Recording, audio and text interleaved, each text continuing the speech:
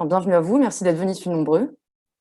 Donc tout d'abord, merci beaucoup à vous, Isabelle Autissier, d'être parmi nous. C'est vraiment un plaisir de vous inviter. Ça a été compliqué ces derniers temps pour nous d'organiser des conférences, donc on est très heureux, même par Zoom, de pouvoir faire ça.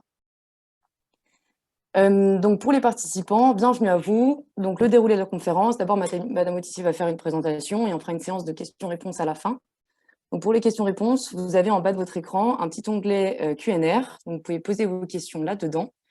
Et on y répondra, on les abordera et on y répondra à la fin de la conférence. Si jamais vraiment c'est compliqué de poser une question à l'écrit, je peux vous donner la parole. Donc si vraiment vous sentez que vous en avez besoin, vous pouvez l'indiquer dans le Q&R et je vous donnerai la parole. Je vais faire un petit rappel sur le cycle ingénieur de demain. Donc il y en a beaucoup parmi vous qui sont inscrits à ce cycle. Donc pour les 18, vous le connaissez déjà, donc le cycle de conférence. Ceux qui sont inscrits, vous avez déjà pu assister à plusieurs conférences, mais comme vous le savez, l'année dernière, c'était un peu compliqué pour nous. Donc, on n'a pas pu en organiser autant que ce qu'on aurait voulu. Donc, on est en train d'essayer de voir avec l'administration pour vous permettre de vous inscrire, que ces conférences-là comptent aussi dans le cycle. Et pour les 19, bienvenue à votre première conférence Coriolis / ingénieur de demain. J'espère que ça va vous plaire. Et du coup, pour tout ce qui est inscription, pour les participants, ne vous inquiétez pas, c'est la liste des participants que je récupérerai. Pas besoin d'envoyer un message pour me dire que vous avez bien participé. Je noterai votre nom. Voilà, donc merci aussi à Coriolis pour l'organisation de cette conférence, à Daniel Suchet notamment. Et on va commencer. Je vais laisser la parole à Isabelle pour nous parler des océans. Merci Alexandrine. Bonjour à toutes et bonjour à tous. Et puis voilà, je suis ravie de pouvoir vous parler encore une fois. Même si c'est par Zoom, ça y est pour de vrai, mais bon, c'est quand même pas mal. Juste rapidement, moi je suis ingénieur agronome à l'US, spécialisé en pêche, j'ai travaillé une dizaine d'années. Je suis plus pour avoir fait des courses autour du monde en solitaire et comme navigatrice. Un peu maintenant comme écrivaine, et je suis également présidente depuis presque 11 ans maintenant de la branche française du WWF. Le premier thème, alors je m'excuse auprès de beaucoup d'entre vous qui connaissent peut-être beaucoup de choses déjà, et je vais peut-être enfoncer les portes ouvertes. Mais bon, comme je ne connaissais pas exactement votre niveau de compétences océaniques, j'ai essayé de poser des bases, on pourra dans les questions aller plus loin. L'océan, il est de bonne composition puisqu'il absorbe à peu près le tiers de nos émissions de gaz à effet de serre et surtout, il absorbe aujourd'hui 93%, donc la quasi-totalité de l'excédent de chaleur qui résulte de l'émission de gaz à effet de serre. Donc, en fait, si l'océan n'était pas là, pour réguler, pour être un modérateur du climat, la sensation, enfin, le réchauffement climatique aurait se manifesterait sur les continents de manière infiniment plus forte et plus grave. C'est intéressant de comprendre comment l'océan absorbe ces gaz à effet de serre. Il y a deux méthodes, entre guillemets, pour l'océan. C'est soit l'agitation de surface qui fait que l'air qui est au-dessus de l'océan et par l'intermédiaire des bulles, en fait, va passer dans les masses océaniques. Mais le petit souci de ça, qui fonctionne encore bien pour l'instant, c'est que le phénomène d'absorption est relativement lié à la température et plus les eaux sont chaudes et moins elles absorbent de CO2. Donc aujourd'hui, on est encore sur un mécanisme qui fonctionne bien, mais qui est en train de se dégrader au fur et à mesure que l'océan se réchauffe. Vous savez que la Terre, elle a pris déjà globalement à peu près un peu plus d'1 degré. La surface de l'océan a pris environ 0,6 et la tranche d'eau entre 0 et 300 mètres a pris environ 0,3 degrés. Donc, on a déjà des conséquences et donc une dégradation de la capacité d'absorption du CO2. La deuxième chose extrêmement importante, c'est l'assimilation par le phytoplancton. Le phytoplancton, c'est, comme son nom l'indique, une plante. Donc, ça fabrique la matière, comme les plantes, en captant le CO2 et en émettant de l'oxygène. Ça émet d'ailleurs au passage la moitié de l'oxygène que nous respirons. Et au fur et à mesure que ce plancton va soit être absorbé comme nourriture, soit coulé au fond des mers, ça va entraîner le carbone dans le fond des mers et donc ça va capturer le CO2. Et là, on peut se poser la question de ce qui peut se passer si la composition du plancton change et si éventuellement la quantité de plancton diminue. On voit bien, je vais y venir assez rapidement, mais on pourra détailler si vous avez intérêt. On voit bien les conséquences de ce dérèglement climatique et de l'absorption du CO2 par l'océan. Ben, c'est la montée des eaux, hein, ça on en a largement parlé. Alors, il y a la montée des eaux, j'allais dire toute bête, enfin le fait que le niveau augmente, le niveau monte, essentiellement à cause de la dilatation de l'océan. Hein, plus il est chaud, plus il va occuper de place. Et puis, en partie aussi à cause de la fonte des calottes polaires terrestres, c'est-à-dire l'Antarctique et le Groenland. Bon, cette montée des eaux, aujourd'hui, on a beaucoup d'estimations différentes. Le GIEC, dans des estimations très prudentes, allait en gros jusqu'à 80 cm. Aujourd'hui, on a, à la fin du siècle, aujourd'hui, on en a des beaucoup plus alarmantes. Ce qu'il faut voir aussi, c'est qu'il y a des phénomènes plus insidieux. C'est ce qu'on appelle le biseau salé, c'est-à-dire que quand vous avez une côte, en fait, l'eau salée va rentrer un peu comme un coin dans le sous-sol et repousser petit à petit les eaux douces. Et donc, on va avoir une salinisation potentielle des terres qui sont à bord de mer, qui, dans certains endroits et dans certains pays, je pense à l'Inde, au Bangladesh par exemple, ça peut représenter évidemment des surfaces extrêmement importantes.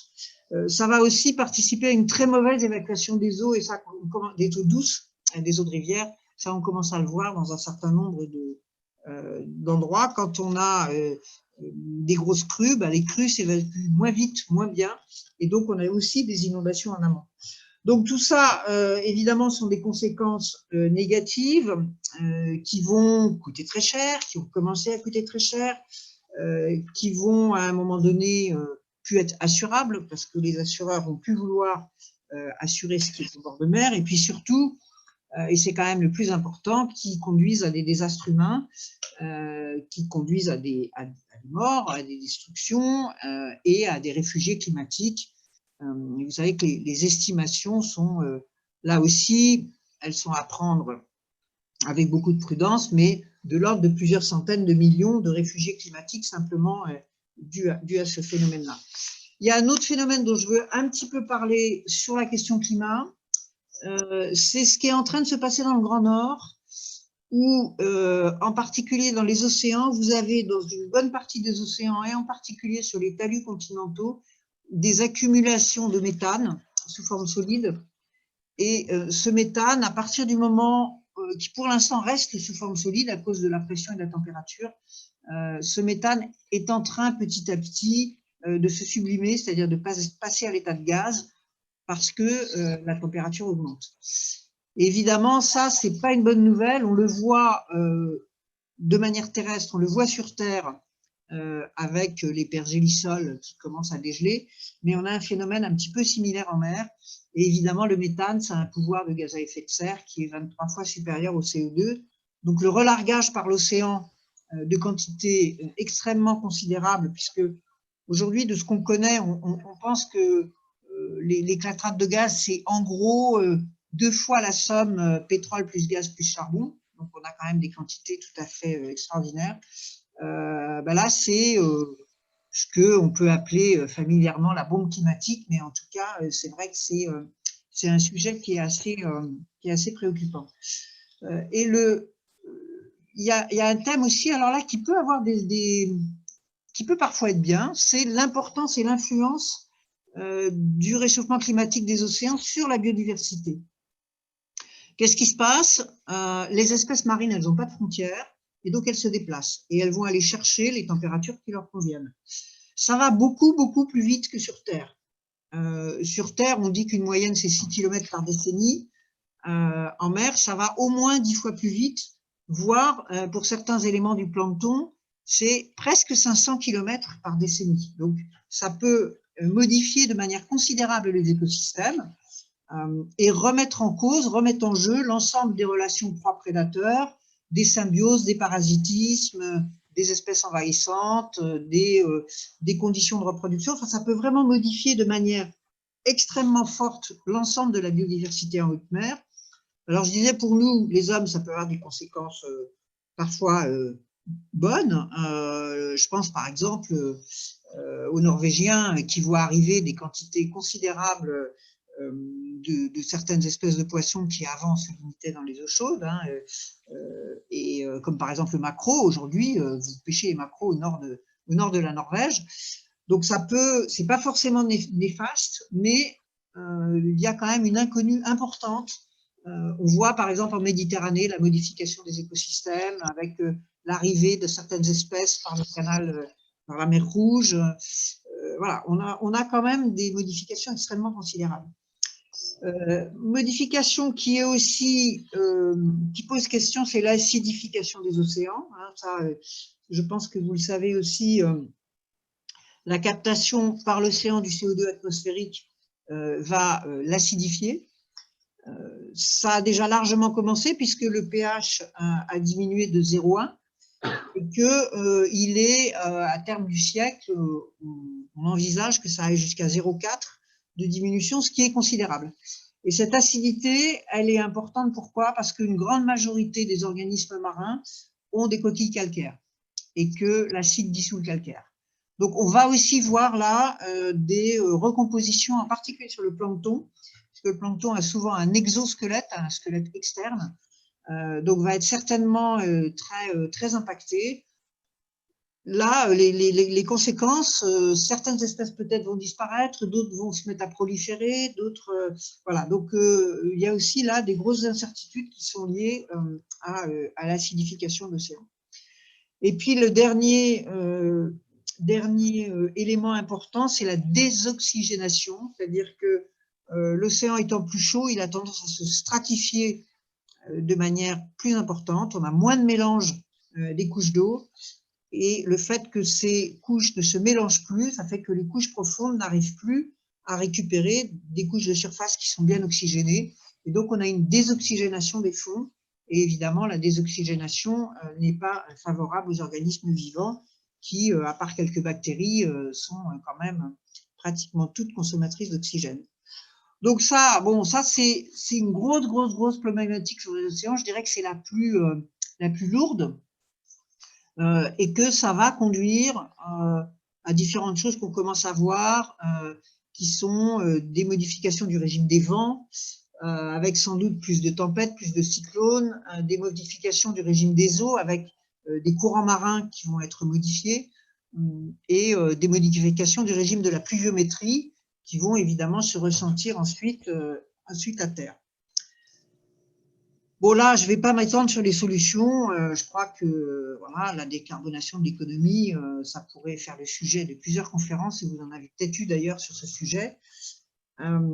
Et je vais essayer de m'étendre un peu plus maintenant sur un autre sujet qui est la question de la pollution. On a pendant très longtemps, et même encore maintenant, considéré que l'océan était tellement grand que, ma foi, tout ça n'était pas bien grave. Et que ce que l'homme pouvait rejeter en mer allait être emmené par les courants, aller je ne sais où, et se dissoudre en quelque sorte dans le grand océan. On s'aperçoit aujourd'hui que l'océan est tout petit, comme la planète, en tout cas qu'il n'est pas si grand que ça, et qu'il est impacté, et en particulier les zones côtières qui sont les plus riches. Les zones côtières, parce qu'elles sont les plus agitées, parce qu'elles reçoivent les eaux et donc les éléments nutritifs de la terre, pour tout un tas de raisons, parce qu'il y a cette rencontre entre la terre et la mer. Ce sont les plus productives en termes de poissons, en termes d'espèces, et on voit qu'elles commencent à être assez gravement impactées. Alors là, malheureusement, la liste est longue, mais on a, je dirais en numéro 1 quasiment, les résidus de l'agriculture, pesticides, engrais, les fameuses algues vertes. On a les résidus de l'industrie, même si dans nos pays européens, on peut dire qu'on fait des efforts, c'est malheureusement pas le cas partout. donc des déchets chimiques, des métaux lourds en particulier, qui sont très impactants. On a de plus en plus de matériel radioactif. Il ne nous a pas échappé qu'il y a 3 jours, les Japonais ont dit qu'ils allaient déverser en mer les restes, les quantités d'eau contaminée qu'ils avaient stockées parce qu'ils ne savent plus quoi en faire. On voit de plus en plus des résidus médicamenteux. Alors là, ça nous concerne nous beaucoup. Ces résidus médicamenteux, quand vous prenez un médicament, ça se retrouve dans la station d'épuration qui n'est pas capable de le traiter. Donc, ça se retrouve dans les rivières, puis dans les mers, et ça peut avoir des influences extrêmement importantes. Donc, on a tout ça qui va impacter et qui va faire que dans beaucoup d'endroits, et en particulier près des côtes, on finit par avoir des zones mortes. C'est-à-dire qu'on finit par avoir des zones où, soit parce qu'on a trop de produits carbonés qui absorbent, qui se décomposent en absorbant l'oxygène, soit parce qu'on a trop de polluants, des zones où il n'y a plus de vie. Et ces zones mortes ont une fâcheuse tendance à se multiplier un peu partout et évidemment sont extrêmement préjudiciables. Je fais un tout petit point sur le plastique parce que c'est très à la mode. Vous savez que quand vous faites tourner une de vos machines à laver, vous envoyez environ 2000 microparticules de polymère plastique dans l'eau. Et là non plus, ce n'est pas arrêté par les stations d'épuration parce que ce sont des microplastiques. Et que, en gros, sur, si je ne dis pas de bêtises, sur la totalité, je suis en train de rechercher, voilà, sur les 300 millions de tonnes, je cherchais la production de plastique dans le monde aujourd'hui qui est exponentielle. On en est à 300 millions de tonnes, on en a bon an mal an 8 millions qui finissent en mer, ça fait une benne à ordures à la minute. Donc, évidemment, il y a des endroits qui sont beaucoup plus impactés que d'autres, mais ne nous y trompons pas, les très grandes fosses océaniques sont impactées, l'Antarctique, l'Arctique, toutes les mers du monde sont impactées. Et vous avez évidemment les courants qui ont concentré dans les centres océaniques ces pollutions, mais vous allez en retrouver un peu partout.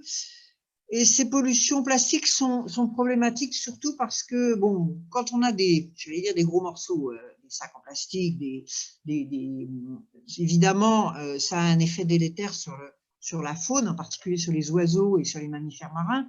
Mais le pire est bien sûr les microparticules qui vont résulter de la dégradation du plastique par le brassage océanique, par les UV, par un certain nombre de phénomènes. Et ces microplastiques vont rentrer dans la chaîne alimentaire. Il y a un certain nombre d'endroits où vous avez entre 5 et 10 fois plus de microplastiques que de plancton. En plus, le microplastique, il est très attractif parce qu'il est souvent coloré, donc il se repère par les animaux chasseurs. Et puis, c'est une éponge à polluants, et donc il va concentrer non seulement les polluants, mais il va concentrer aussi ce qui fait les odeurs marines. Et donc, par exemple, pour un oiseau ou pour un poisson, un morceau de plastique, ça va être un mets de choix. Et il va se précipiter dessus plus que sur du plancton.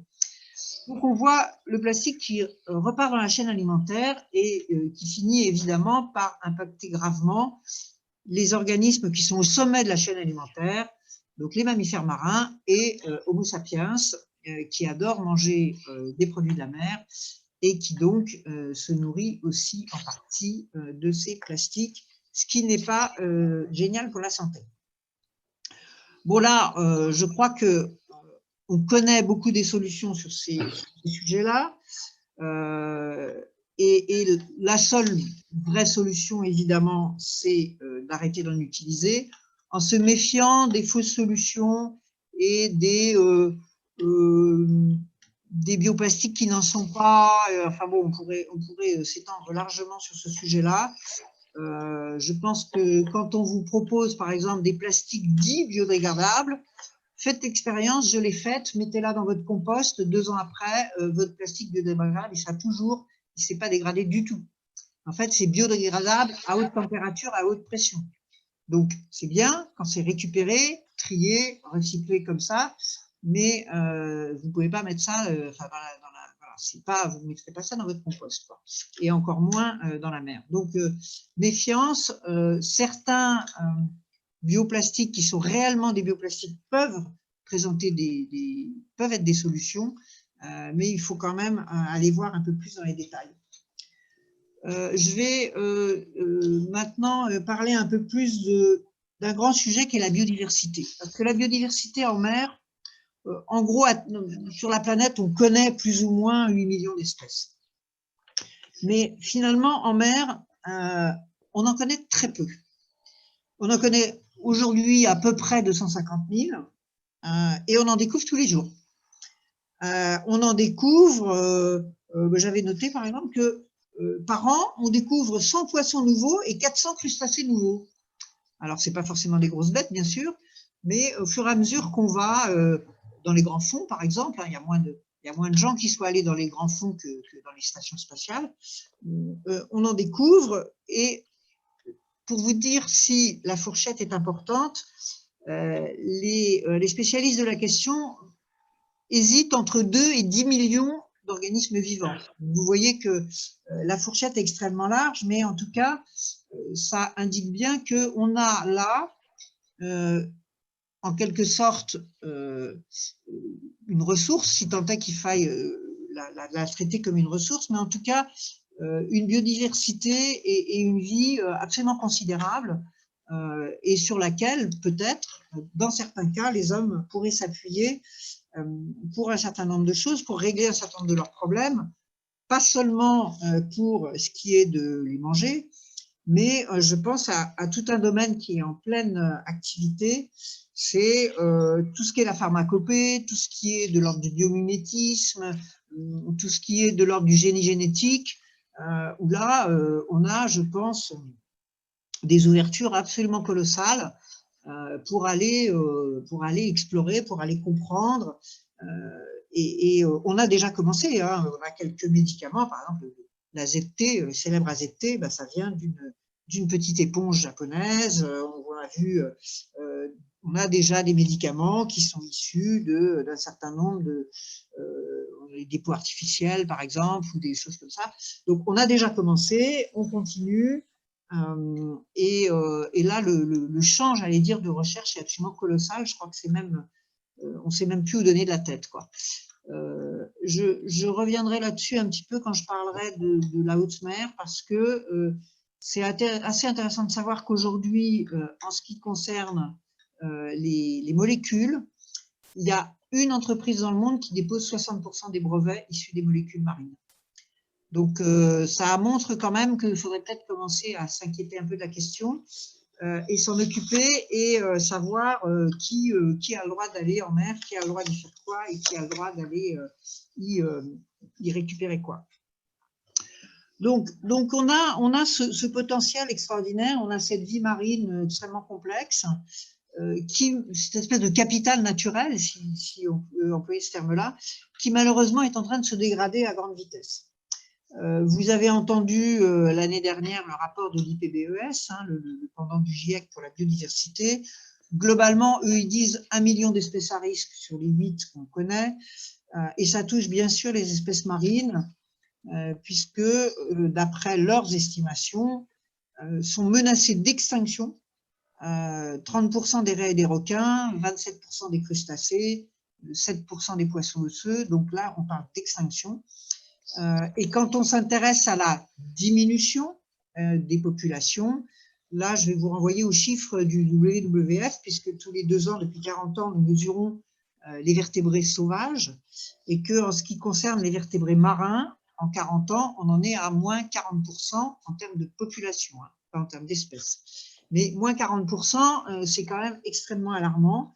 Ça veut dire qu'on a largement entamé ce capital et qu'on est vraisemblablement en train de perdre des espèces qui, d'une part, pouvaient nous nourrir, pouvaient nous apporter des services, mais aussi qu'on n'a même pas eu le temps d'étudier et qu'on est en train de perdre aujourd'hui.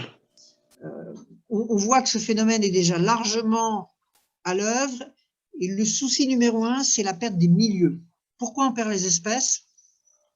Bon, j'ai parlé de la pollution, des choses comme ça, mais c'est essentiellement parce qu'il y a des atteintes aux milieux. Les milieux sont altérés. Aujourd'hui, par rapport aux années 50, on a 30% d'herbiers en moins, on a 20% de mangroves en moins, on a 30% de corail en moins, déjà. et les projections ne sont pas favorables. Donc, quand vous perdez un milieu, vous perdez l'ensemble des espèces qui vivent dans ce milieu.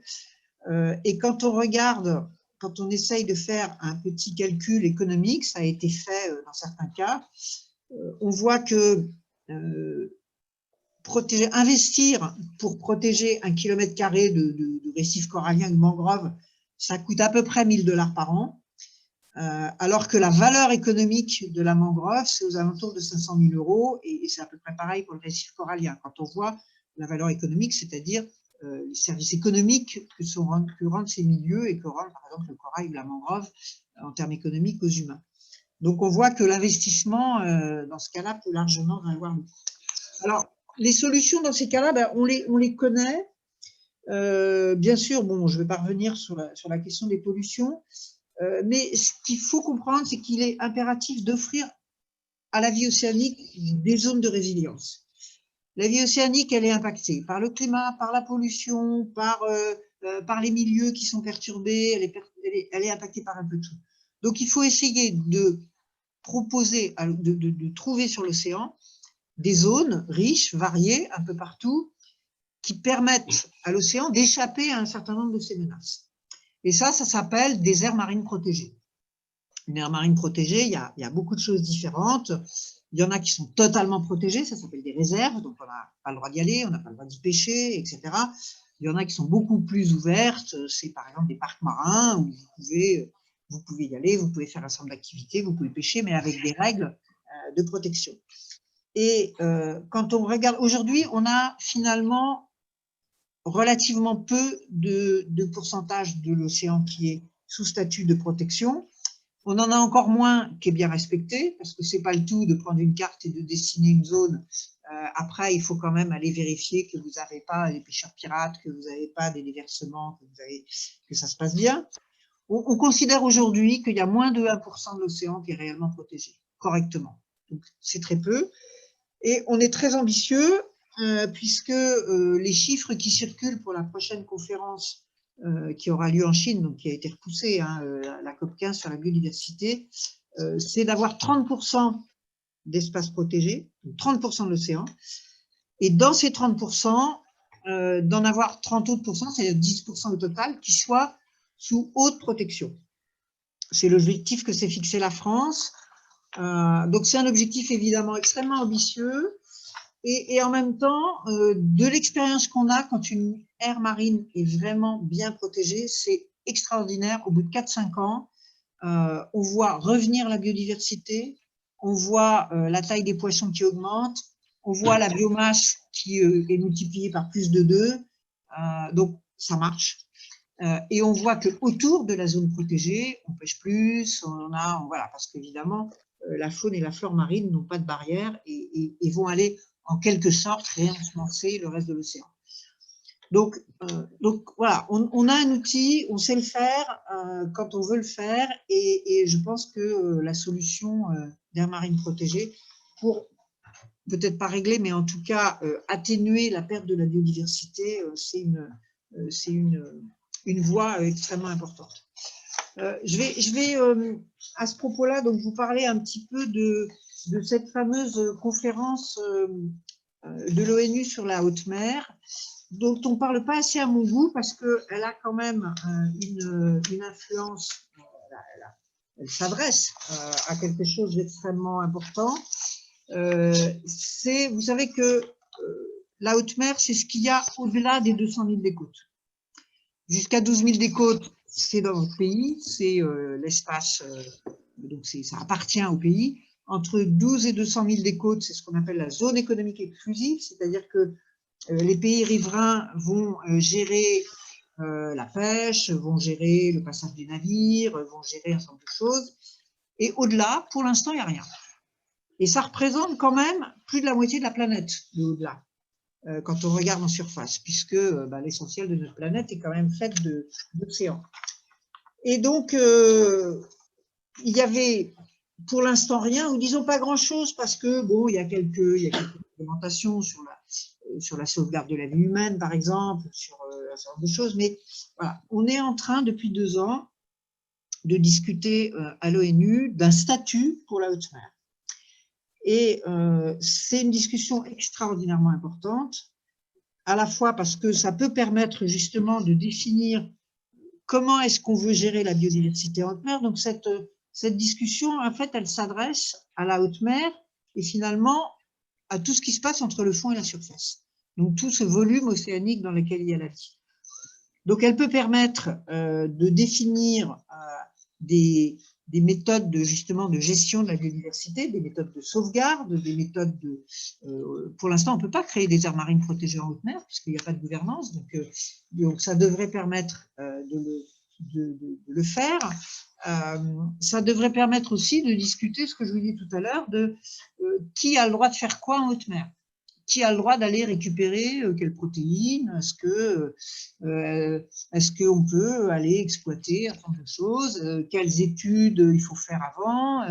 Quel organisme international va contrôler si vos études sont correctes, si vous n'impactez pas trop, si vous faites bien ce que vous avez dit que vous alliez faire? Et puis, toute la question extrêmement difficile à régler de ce qu'on appelle le partage des avantages. Le partage des avantages, ça veut dire quoi? Ça veut dire que si on considère que l'océan est au fond une sorte de bien commun de l'humanité, il y a d'ailleurs un mouvement extrêmement fort qu'a lancé Catherine Chabot, la députée européenne, pour faire reconnaître l'océan comme bien commun de l'humanité.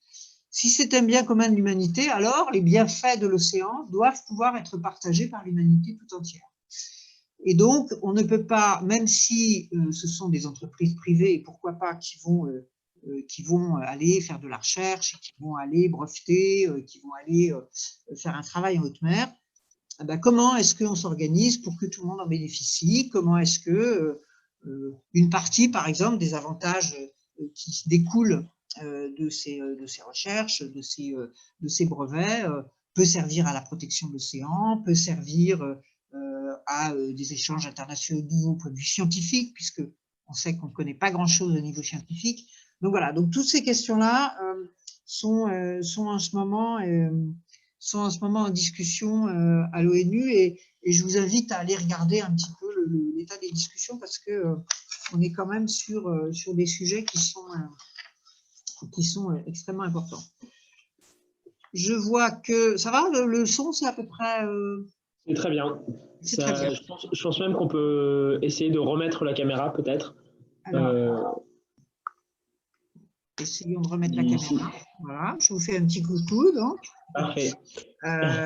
Si ça ne va pas, on recoupera.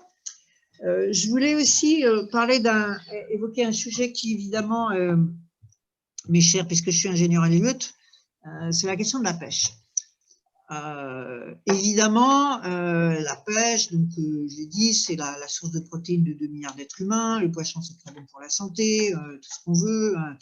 Et aussi, ça fait vivre des centaines de millions de pêcheurs et de filières agroalimentaires, etc. Donc, tout ça est très bien.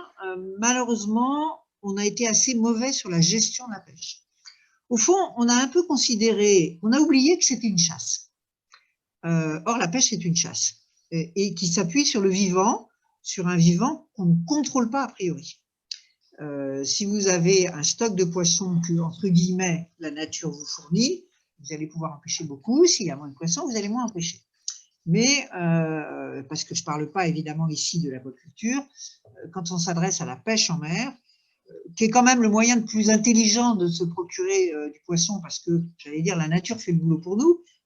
Elle fait grandir les poissons tout seul, elle les fait se multiplier tout seul, enfin quasiment. En fait, on a oublié qu'on s'appuyait sur une ressource sauvage et on a fait comme si c'était n'importe quel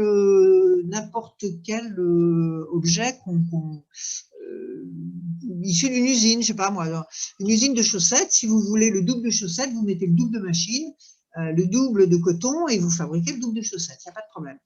Quand vous essayez de faire ça en mer, si vous avez un stock de poissons et un certain nombre de pêcheurs avec des quantités de filets ou des puissances de chalut, et que vous vous dites « Ah ben tiens, je pourrais pêcher plus », et que vous mettez 2 fois plus de pêcheurs ou 2 fois plus de chaluts ou 2 fois plus de filets, assez rapidement, vous pêchez moins. Eh ben, vous pêchez moins parce que, pardonnez-moi l'exemple qui est un peu trivial, mais c'est un petit peu comme un capital à la banque. Si vous consommez les intérêts, tout va bien. Quand vous consommez le capital, au bout d'un moment, évidemment, il y a de moins en moins d'intérêts et même au bout d'un moment, il n'y a plus rien du tout. Pardon pour cet exemple un peu simpliste.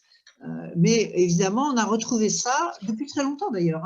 Il y a des espèces qui ont été quasiment éradiquées au Moyen-Âge. C'était des espèces très côtières et qu'on a surpêchées et qu'on a quasiment vu disparaître. On a l'exemple extrêmement célèbre de la morue de Terre-Neuve dans les années 80. Dieu sait que la morue a été le fer de lance d'une économie et d'alimentation des populations européennes de manière extraordinaire.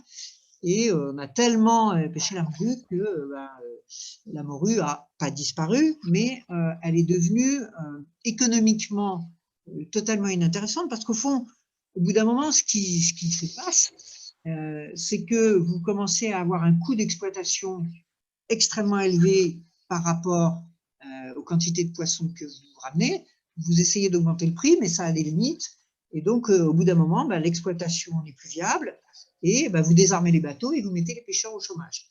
Et quand vous mettez les pêcheurs au chômage, vous désorganisez l'ensemble de la filière et je pense en particulier à nos côtes françaises, par exemple, qui vivaient du poisson avec des villages, des villes, des bourgs qui vivaient de ça et où maintenant, on a essayé de trouver le tourisme pour remplacer, mais en tout cas, donc au fond, cet épuisement des ressources qui est généralisé, il ne faut pas se tromper, ce n'est pas marginal. Aujourd'hui, d'après les sources de la FAO, sur les espèces pêchées par l'homme et consommées par l'homme, il y en a plus d'un tiers qui sont surexploitées, il y en a pratiquement 60% qui sont à la limite de la surexploitation, ce qui laisse quelques petits pourcents qu'on pourrait exploiter plus. Donc vous voyez qu'on est arrivé au niveau mondial quand même à une problématique extrêmement lourde de ce point de vue-là. Comment on peut résoudre ces questions-là? Il y a plusieurs façons de le faire. Il y en a une assez simple, c'est de consommer moins de poissons. Parce qu'en plus, on a une inégalité absolue dans la consommation du poisson. Nous, dans les pays riches, on en consomme environ 3 ou 4 fois plus que les pays pauvres, alors que les pays pauvres, c'est souvent leur seule source de protéines. Donc, il faut que nous, dans les pays riches, on se calme un peu. C'est un peu comme pour la viande qui est responsable d'une partie des gaz à effet de serre. Il faut, même si on aime bien le poisson, il faut qu'on fasse attention et on dit qu'en gros, pas plus d'une fois par semaine parce qu'après, finalement, notre surconsommation à nous va engendrer deux choses. Elle va engendrer le fait qu'on va importer du poisson de pays qui en ont besoin pour leur sécurité alimentaire et qu'on va favoriser la pêche illicite qui est considérable puisqu'on considère qu'aujourd'hui, pratiquement un quart de la pêche est illicite dans le monde. Évidemment, quand on fait un appel d'air de consommation, on favorise ça. Donc ça, c'est une première réponse, mais il y en a beaucoup d'autres. On a besoin de la recherche pour avoir des engins qui soient moins impactants, des engins qui soient plus sélectifs pour éviter, quand on pêche avec le chalut, 3 poissons commercialisables, qu'on en détruise 250 qui sont trop petits ou qui ne sont pas de la bonne espèce. Donc, on a besoin de ça. Et puis surtout, on a besoin de se fixer des limites et de répartir en quelque sorte ces pêcheries. En gros, on est à peu près à 90 millions de tonnes par an, on n'ira pas beaucoup plus loin, donc il faut qu'on soit capable, pêcherie par pêcherie, espèce par espèce, de tenir compte de ce que les halieutes nous disent, de tenir compte des stocks et d'être capable de répartir ces stocks sans aller au-delà. Moi, j'ai trop vu nos ministres de la pêche revenir triomphants de Bruxelles en disant qu'ils avaient arraché des quotas en plus, et moi je voyais qu'ils arrachaient des pêcheurs. Et que ces quotas en plus, 5 ou 6 ans plus tard, se traduisaient par des pêcheurs qui partaient au chômage.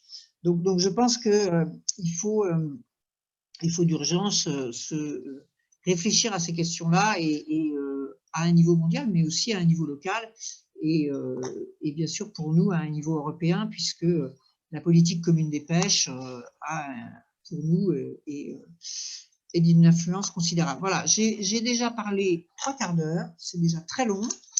Je suis sûre que vous avez énormément de questions, donc si on peut passer maintenant aux questions peut-être. En tout cas, je vous remercie de m'avoir écouté aussi longuement. Merci, c'était très clair et très intéressant. Moi, j'ai beaucoup de questions personnelles, mais je vais d'abord vous lire celles qui sont déjà arrivées dans le chat, certaines très tôt. Donc, on vous demande s'il va y avoir une augmentation de... Enfin, quelle est l'augmentation de la radioactivité en mer suite au déversement des eaux de Fukushima? Et est-ce que c'est significatif par rapport à ce qui est déversé chaque année à La Hague? Et enfin, est-ce qu'il y a des conséquences biologiques? Donc, pour rester un petit peu dans le thème de la pollution, c'est une pollution que vous avez Alors, un peu... merci. Alors, j'ai pas les chiffres. Honnêtement, j'ai pas les chiffres. Il y a des gens qui ont commencé à regarder. On a très bien vu, par exemple, au moment de Fukushima et dans les mois suivants, la tache, en gros, de radioactivité qui s'étendait dans l'océan, dans le Pacifique Nord, et qui a fini d'ailleurs par atteindre les États-Unis. C'est significatif par rapport à la radioactivité naturelle, oui. Ça, c'est sûr. Donc, je vous dis, hein, je ne vais pas vous donner de chiffres, mais c'est réellement significatif. Et là, si à nouveau il déverse de manière importante des grosses quantités, c'est certainement beaucoup plus significatif que ce qui se fait à La Hague. À La Hague, il y a effectivement des déversements qui sont quand même, on va dire, plus contrôlés, moins importants. Le problème, c'est que ces éléments radioactifs, pour une partie d'entre eux, ils ont une durée de vie extrêmement longue et donc ils ont un risque d'être bioaccumulés par les organismes. Je pense en particulier aux algues, par exemple, qui peuvent bioaccumuler un certain nombre d'organismes radioactifs et après être consommés ou être… donc oui, ça peut avoir un impact à partir du moment où on a des quantités importantes.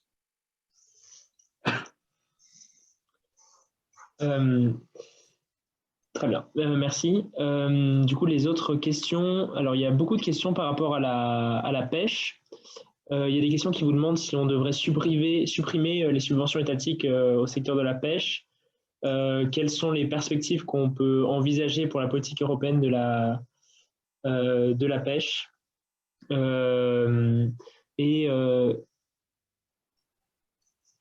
Oui, et enfin, on vous demande quelle place pour la pêcherie traditionnelle dans les aires marines protégées. Est-ce que finalement, même en protégeant, en arrivant à 10% des zones qui seraient sous haute protection, est-ce qu'on devrait quand même laisser les pêcheurs traditionnels accéder à ces aires marines? Voilà, je vous laisse. D'accord. Alors, sur les subventions, est-ce qu'il faut les arrêter complètement?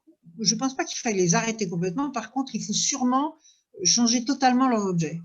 Aujourd'hui, et encore, là encore, l'Union européenne subventionne, par exemple, le fait que on subventionne des bateaux neufs, on subventionne le changement de moteur pour avoir des moteurs plus importants, et donc on encourage l'effort de pêche, ce qu'on appelle l'effort de pêche, c'est-à-dire la puissance de pêche.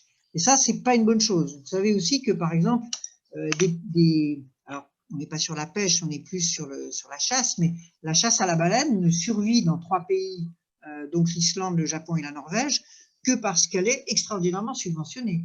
Sinon, c'est une chasse qui ne tiendrait pas. Quand on a assez difficilement et au bout d'un très long combat obtenu qu'on arrête de pêcher dans les grands fonds, dans les eaux européennes, au-delà de 800 mètres de fond, ces pêcheries ne tenaient que parce qu'elles étaient énormément subventionnées par de l'argent public. Donc, ce qu'il faut réfléchir, c'est comment est-ce que les subventions peuvent au contraire aider les pêcheurs à changer de métier. Par exemple, subventionner les pêcheurs pour passer à des méthodes moins invasives de pêche, passer par exemple du chalut à ce qu'on appelle les arts dormants, c'est-à-dire un certain type de filet ou de ligne. Pas tous, hein, je suis désolée, la pêche c'est un domaine un peu compliqué, mais en tout cas essayer d'aider les pêcheurs pour qu'ils changent de méthode de pêche, pour qu'ils s'équipent. Avec le WWF, on a travaillé par exemple avec les pêcheurs de Guyane et on a inventé avec des halieutes un système pour que les gros organismes marins ne soient pas capturés dans les filets à crevettes. Ben voilà, ça c'est une bonne chose. On garde les crevettes pour que les pêcheurs vivent et on évite de pêcher des tortues et des requins qui sont des espèces protégées. Ben là, on peut très bien imaginer de subventionner les bateaux pour qu'ils puissent s'équiper avec ces méthodes moins invasives. Donc, je pense que c'est ça. Aujourd'hui, on a par exemple, je discutais avec la ministre la semaine dernière, on a un gros problème dans le golfe de Gascogne qui sont les captures accessoires de dauphins dans les filets de pêche. Il faut savoir qu'aujourd'hui, un filayeur français, il déploie environ 30 km de filet par bateau. Donc, au bout d'un moment, ça fait des barrières et on capture des espèces qu'on ne voudrait pas capturer. Nous, on propose, entre autres, d'avoir des systèmes qu'on appelle des pingers qui vont effrayer les dauphins pour qu'ils ne viennent pas dans ces coins-là. Et puis, on propose de fermer la pêche au moment où les dauphins se rapprochent de ces zones. Ben là, voilà, on peut utiliser les subventions pour, d'une part, équiper les bateaux et, d'autre part, leur fournir, au moment où on leur interdit d'aller pêcher, peut-être leur fournir des subsides de compensation s'ils ne peuvent pas pratiquer d'autres pêches ou les aider à s'équiper pour faire autre chose. Sur la PCP, au fond, la politique commune des pêches, c'est à peu près la même chose, je dirais, à l'échelle globale. Ce qui est important, c'est de s'appuyer sur le constat scientifique, donc renforcer encore la connaissance, parce que c'est compliqué, la pêche. Chaque espèce de poisson est différente, chaque stock de poissons, le poisson qui est au nord de la Norvège, ou le même poisson qui est dans le golfe de Gascogne ne se comporte pas de la même façon. Donc, on a besoin de plus de recherche. Et puis, on a besoin après que les quotas de pêche qui sont soient réellement issus de la recherche, prennent réellement en cause, prennent réellement en compte, la dynamique des populations, et que donc on arrive à des quotas qui soient des quotas biologiques et pas des quotas économiques. Donc voilà, toutes ces questions-là sont évidemment sur la table puisqu'on reparle de la petite commune des pêches en ce moment. Sur les pêches traditionnelles, alors, on ne fait pas d'aire marine protégée si les pêcheurs ne sont pas d'accord. Et le travail de persuasion et de démonstration que l'aire marine protégée est utile aux pêcheurs, elle est extrêmement importante. Aux pêcheurs et aux riverains et aux gens locaux. Moi, je suis assez pour… Alors, quand on fait les réserves, là, c'est des zones, c'est des no-go zones. C'est des zones où les pêcheurs ne vont pas. Donc, on peut les considérer sur des endroits, par exemple, qui peuvent être des nurseries de jeunes poissons, qui peuvent être des endroits où certains poissons qui sont des zones refuge pour certaines espèces, qui sont des zones, par exemple, de reproduction de certaines espèces. Donc là, on peut faire des no-go zones. Pour le reste, moi, je suis assez pour que dans une aire marine protégée un peu plus ouverte, un parc marin ou quelque chose comme ça, on laisse la pêche traditionnelle exister et que au maximum, j'allais dire, on donne les clés aux pêcheurs. Les pêcheurs, ce pas des idiots. Quand ils savent que, surtout les petits pêcheurs, ceux qui ne vont pas très loin, ils savent qu'ils pêchent dans leur jardin. Et ils sont tout à fait capables, si on arrive à faire un croisement intelligent entre de la connaissance scientifique, de la connaissance traditionnelle et des questions économiques, ils sont tout à fait capables d'avoir une prédation, entre guillemets, qui soit raisonnable. Donc, je pense que c'est important de garder ces pêches traditionnelles, autant que faire se peut. Après, c'est au cas par cas pour voir si ça pose problème ou pas. Très bien, merci beaucoup pour vos réponses. Je prends la relève pour 2 questions concernant l'aquaculture et la pisciculture. Donc la première, pensez-vous que l'aquaculture est une solution viable? Et dans quelle mesure la pisciculture pourrait-elle remplacer la pêche traditionnelle dans le même domaine? Alors, l'aquaculture et la pisciculture, c'est l'un pour l'eau de mer et l'autre pour l'eau douce, la même chose. Hein, c'est le fait d'élever des organismes marins. L'aquaculture, elle nous fournit déjà, nous en France, plus d'un poisson sur 2 qu'on mange. Donc l'aquaculture a fournit déjà plusieurs dizaines de millions de tonnes de poissons par an. Après, est-ce que c'est viable? Là aussi, ça dépend de la façon dont on le fait. Si l'aquaculture, ça consiste, comme c'est malheureusement le cas dans beaucoup d'endroits, à entasser des poissons dans des cages de manière absolument inconsidérée, comme on entasse les porcs dans les porcheries ou comme on entasse les vaches, et à distribuer des aliments avec des tourniquettes et à distribuer des antibiotiques à la tourniquette aussi, parce que les poissons sont tellement serrés qu'ils se blessent les uns les autres et que il y a des grosses mortalités qu'on est obligé de les traiter, de les surtraiter aux antibiotiques. Ça, je pense que c'est une aquaculture qui n'est pas viable et qui est pas viable pour les milieux où elle se développe. Et on voit que sous les cages de l'aquaculture, on retrouve ces fameux milieux morts dont je parlais tout à l'heure. Parce que l'excédent de nourriture qui n'est pas absorbé va se décomposer sur le fond, absorber l'oxygène du fond et donc tuer toute la vie des baies ou des fjords dans lesquels on a développé ces aquacultures. Donc, et souvent pour des poissons qui sont élevés extrêmement vite, donc qui ne sont pas d'une qualité, on va dire, organoleptique considérable. Donc c'est certain qu'une aquaculture en général plus extensive c'est-à-dire de laisser au fond la nature faire le boulot, et je vais en citer une que j'aime bien, c'est le saumon. Nous, on a une aquaculture en Europe qui est une aquaculture très invasive, où on élève le saumon dans des cages. Aux États-Unis, en Alaska, ils font autrement. C'est interdit de faire de l'aquaculture comme chez nous. Simplement, ils produisent des œufs et des juvéniles. Ils relâchent les juvéniles dans l'océan. L'océan se charge d'élever les poissons. Et comme les saumons reviennent dans leur rivière, il y a une pêche en mer, tout à fait considérable en Alaska, où ils vont pêcher les saumons qui reviennent quand ils font 2, 3, 5 kilos. Donc ça, c'est beaucoup plus intelligent comme aquaculture, puisque ça fournit aussi beaucoup plus de travail à tous ces pêcheurs. La pisciculture, la pisciculture, c'est dans l'eau douce, ça ne va pas sauver le monde, mais par contre, là aussi, il peut y avoir des piscicultures extensives tout à fait considérables. Vous savez que le premier pays de pisciculture, c'est la Chine, et pendant très longtemps, c'est en train de diminuer, j'allais dire presque malheureusement, mais la pisciculture chinoise, ça consistait à mettre des carpes dans les bassins d'alimentation d'eau des rizières, ou à mettre des carpes dans les rizières, et là aussi, les animaux pouvaient grandir de manière extensive et fournir l'alimentation locale pour les populations. Donc la pisciculture, après, c'est pareil, elle ne va pas remplacer le poisson de mer, mais quand elle est pratiquée de manière raisonnée, elle peut tout à fait être un apport pour un certain nombre de populations, et pourquoi pas pour nous. Je continue avec les questions. Donc n'hésitez pas à poser vos questions dans l'onglet questions-réponses qui est Q&R tout en bas.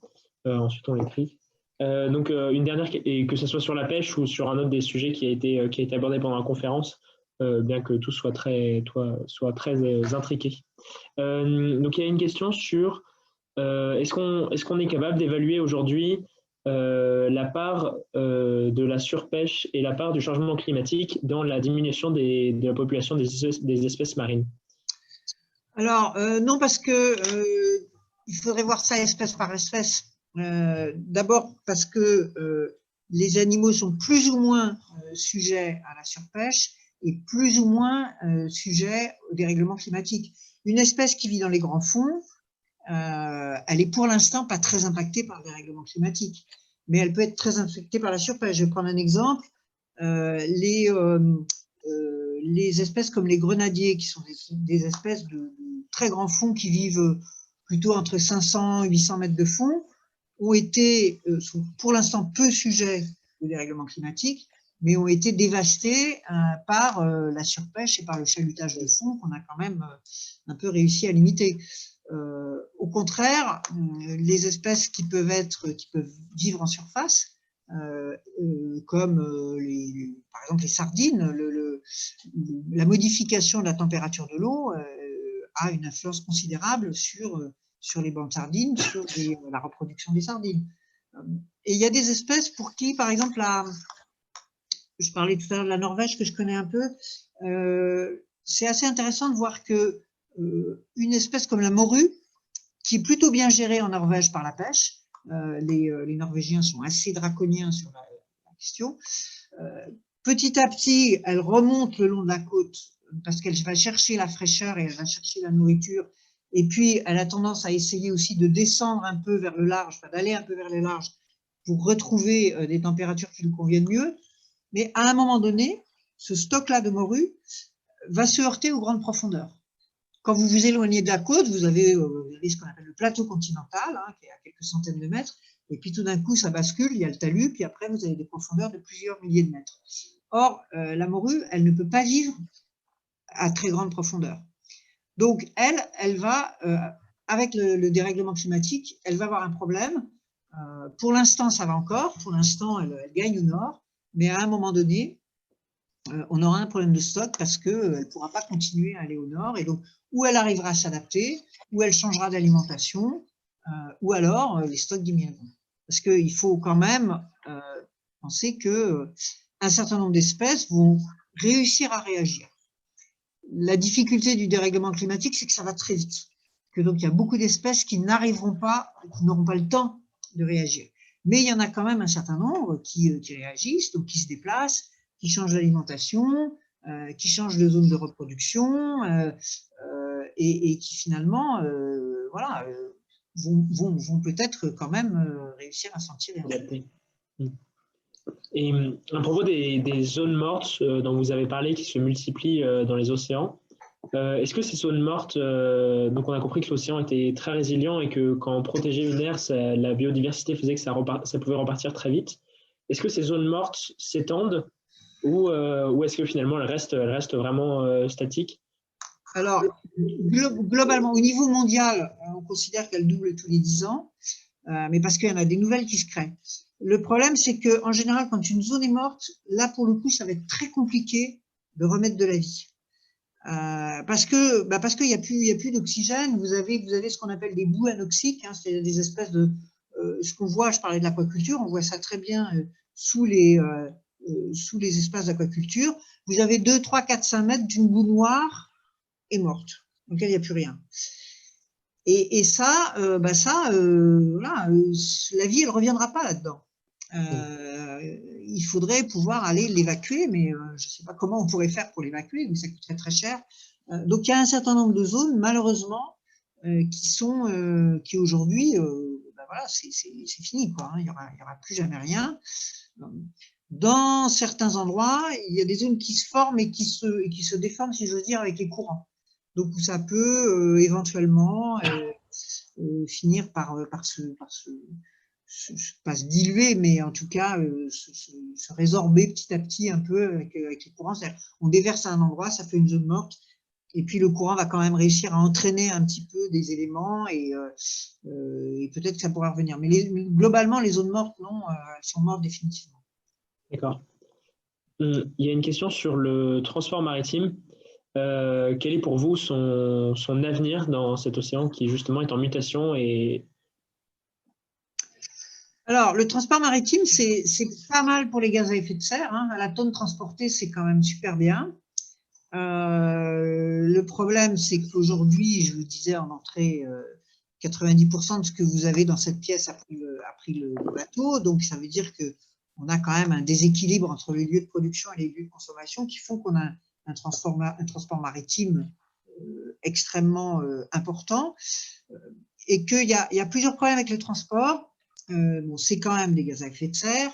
Surtout pour l'instant, la plupart de ces bateaux brûlent du fioul lourd et donc dégagent des fumées qui sont extrêmement toxiques, qui sont très, très, très noires, hein, très des suies et voilà, qui sont extrêmement toxiques. Et donc, ces suies-là, on les retrouve par exemple de manière tout à fait problématique sur les glaces de l'Arctique et de l'Antarctique, parce qu'avec les courants aériens, elles vont aller se déposer plus près, plutôt du côté des pôles. Et moi, j'ai vu au Groenland j'ai vu des hectares et des hectares de glace complètement noirs, quoi. Donc, c'est quand même très impressionnant. Et il y a un deuxième problème qui est plus spécifique, c'est le bruit. Les espèces marines, elles communiquent beaucoup avec le bruit. Le bruit d'une crevette, vous ne pouvez pas imaginer ce que c'est que le chant de la crevette, mais ça fait beaucoup de bruit, une crevette. On connaît le chant des baleines, mais les crevettes, voilà, les poissons, il y a beaucoup d'organismes qui font du bruit dans l'eau. Et quand vous arrivez avec des bruits d'hélice qui sont extrêmement impactants, extrêmement forts, et qui dans l'eau se diffusent très loin, hein, puisque le son se diffuse très bien dans l'eau, vous allez modifier, vous allez déranger, entre guillemets. Une fois, j'ai un ami qui me disait, imaginez que dans votre chambre à coucher, quand vous essayez de dormir, il y a un 38 tonnes qui passe au milieu de la chambre à coucher à peu près toutes les 2 heures, vous n'allez pas très bien dormir, même toutes les demi-heures. Ben voilà, on a un vrai impact du bruit. Alors, on essaye de commencer à travailler là-dessus. D'abord, en faisant marcher les bateaux avec autre chose. Et aujourd'hui, il y a le GNL, le gaz naturel liquéfié, qui est petit à petit en train de remplacer. Donc là, c'est quand même une solution qui est meilleure, en attendant d'autres solutions un jour à l'hydrogène ou autre. Pour l'instant, on travaille beaucoup sur la voile. Et ça, c'est intéressant. Et il y a pas mal de gens qui travaillent sur, non pas des paquebots uniquement à voile ou des cargos uniquement à voile, mais une complémentation de la voile du moteur qui pourrait permettre d'avoir, de faire marcher les moteurs moins souvent, de manière moins puissante. Donc ça peut être une voie aussi assez intéressante. Et puis sur des bruits, la diminution du bruit globalement, hein, des moteurs, des hélices qui fassent moins de bruit pour être moins impactants. Et certainement aussi des routes maritimes qui devraient tenir compte, par exemple, de zones où il y a de la biodiversité exceptionnelle qu'on veut protéger. Si vous essayez de faire un sanctuaire à mammifères marins et que vous avez en permanence des cargos qui passent, vos mammifères marins ils vont pas apprécier et ils vont pas, et votre sanctuaire il sera pas très efficace. D'accord. Alors, il y a une question qui est un petit peu précise, donc je vais vous la poser. Mais la question c'est, que pensez-vous de la présence de fondations américaines comme Pew Bertarelli Ocean Legacy dans les pays du Pacifique? Alors, je ne connais pas cette fondation, donc si vous pouviez peut-être l'introduire. En fait, c'est un débat qui est très intéressant et je vois la question. Ce sont des fondations privées qui considèrent que le moyen de sauver la nature, c'est en gros un peu de la mettre sous cloche. C'est-à-dire de faire non pas par exemple 10% d'air entièrement protégé, mais plus que ça. Et pour ça, d'investir des fonds et de se rendre propriétaire, ou en tout cas de se faire donner des concessions de droit privé dans lesquelles ces fondations, Pew est une des plus connues, mais vous en avez cité d'autres, je vois que l'interlocuteur est très au courant, où là on va vous dire, et effectivement il y a des projets dans le Pacifique qui sont assez importants, où là on va vous dire, là, de toute façon, vous n'êtes pas chez vous, mais vous êtes chez un privé, et donc c'est nos règles qui s'appliquent. Moi, je ne suis pas favorable à ce genre de choses. D'abord parce que je pense que il faut voir la question du point de vue des peuples et des êtres humains. Nous devons, en tant qu'êtres humains, avoir accès à la mer, dans des conditions parfois précautionneuses, particulières, mais il n'y a pas de raison, moi je ne suis pas pour qu'on interdise aux humains d'aller dans telle ou telle zone parce qu'elle serait privatisée, que ce soit pour la bonne cause ou pour toute autre cause. Donc je ne suis pas pour, et je pense que ça risquerait en plus, et en particulier dans les régions du Pacifique, de priver les populations locales, les pêcheurs locaux, de ressources alimentaires qui leur sont absolument indispensables. Donc je pense que si on veut instaurer, nous, WWF, quand on essaye de travailler sur des aires marines protégées, la première chose qu'il faut faire, c'est aller voir les pêcheurs, aller voir les villages et discuter avec eux pour voir comment on peut faire, quels endroits, parce qu'eux, ils connaissent en plus, ils ont une connaissance locale, quels sont les endroits où ce serait intelligent de faire une zone de non-pêche, quels sont les endroits où ce serait intelligent de se donner des règles, comment est-ce que les pêcheurs eux-mêmes vont contrôler ce qui s'y passe, parce que ce n'est pas forcément besoin d'avoir des gendarmes partout. Voilà. Et cette collaboration avec les peuples, elle est beaucoup plus, à mon avis, elle est beaucoup plus profitable que d'essayer d'imaginer qu'on va mettre des barrières et qu'on va privatiser des espaces océaniques. D'accord. Il y a justement une question là-dessus, sur les zones à privilégier pour la création d'aires marines protégées, gérées. Quand vous travaillez là-dessus avec WWF, quels sont les critères que vous examinez? Alors, les critères qu'on examine, c'est d'abord la richesse de la biodiversité. Ce n'est pas la même partout, hein. Il y a des zones, je disais tout à l'heure, le littoral en général est beaucoup plus riche, mais voilà. Donc, la richesse de la biodiversité, le type d'atteinte qu'il y a. Est-ce qu'on peut modérer ces atteintes? Comment on peut modérer les atteintes à la biodiversité qui existent à tel ou tel endroit? Effectivement, la prise en compte des populations locales, c'est aussi un élément extrêmement important quand on veut créer une aire marine protégée. Et voilà, enfin, en gros, c'est un peu ça. Il peut y avoir des aires marines protégées qui peuvent être simplement déterminées par le fait qu'on a une très grande variété, une très grande richesse de l'écosystème, avec beaucoup d'espèces différentes. Ça peut être intéressant. Il peut y avoir une aire marine protégée qui va s'adresser à une ou deux espèces emblématiques, où, par exemple, ce sera leur zone de reproduction. Et là, on va dire, ben là, pour cette espèce-là, on a besoin de faire une zone protégée à cet endroit-là. Et les règles ne seront pas les mêmes, du coup. Parce que dans l'aire protégée, je pense, par exemple, aux baleines. Quand on fait en Méditerranée des zones de protection pour les baleines, ça n'empêche pas qu'on peut aller pêcher autre chose. Simplement, la règle à ce moment-là, ce sera par rapport aux baleines, parce que c'est la zone qui nous intéresse pour cette espèce. Et aussi bien, on aura d'autres zones pour d'autres espèces. Donc voilà, en gros, c'est à peu près ça les critères. C'est surtout la question de l'analyse réelle de la biodiversité marine. Et du coup, on peut en mettre partout, parce que dans les grands fonds, il y a une biodiversité spécifique, dans les mangroves, il y a une biodiversité spécifique, dans les grandes zones océaniques superficielles aussi. Enfin voilà, l'idée, c'est quand même que ce soit réparti partout, qu'on n'en fasse pas juste là où il n'y a personne, où ça nous arrange, mais qu'on en fasse vraiment en tenant compte de la vie marine. Je vais prendre peut-être juste une dernière question pour les quelques minutes qui nous restent. On vous demande votre avis sur les énergies marines renouvelables, l'éolien offshore, les énergies sous-marines et les études d'impact sur l'océan qui sont faites actuellement. Bon, j'avais préparé une petite demi-heure là-dessus, donc je vais essayer de faire court. On en a absolument besoin, puisque si on veut décarboner l'économie, bah, il faut laisser le pétrole, le gaz et le charbon là où ils sont, et donc on a quand même besoin d'énergie. La mer peut nous fournir bien plus d'énergie qu'on ne serait jamais capable d'en consommer, que ce soit par l'éolien, mais que ce soit aussi par l'hydrolien, hein, qui aujourd'hui est encore un peu balbutiant, mais qui est sans doute promis un bel avenir. Après, là aussi, c'est assez intéressant, je suis allée voir les chiffres là. En France, on a zéro. On n'a pas d'éoliennes en mer. On est à zéro. Quand on se compare avec les Anglais et les Allemands, c'est quand même c'est vertigineux, quoi. Pourquoi? Parce que on n'a pas été capable, je crois, alors ça, c'est peut-être en train de venir,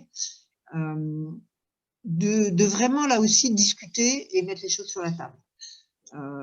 Et puis, on a des méthodes de gestion des appels d'offres qui sont en général extrêmement lourdes, extrêmement compliquées, et dans lesquelles finalement on ne tient pas bien compte des gens qui sont là. Moi, je crois qu'on a besoin absolument de ces éoliennes, on a besoin d'éoliennes posées, on a besoin d'éoliennes flottantes, et après, il faut arrêter avec, franchement, moi j'ai été parfois un peu mêlée à ça, avec une certaine arrogance industrielle qui vous dit, attendez, on va faire comme ça va être ça, on va mettre tant, etc. C'est absolument indispensable là aussi de faire avec les populations locales, avec les pêcheurs, avec les aquaculteurs, avec les gens qui font du tourisme, avec les gens qui habitent au bord de l'océan, et de co-gérer en fait les choses avec eux, c'est-à-dire, enfin, en tout cas de co-gérer l'acceptabilité, si j'ose dire, de ces installations, parce que sinon ça ne marchera pas.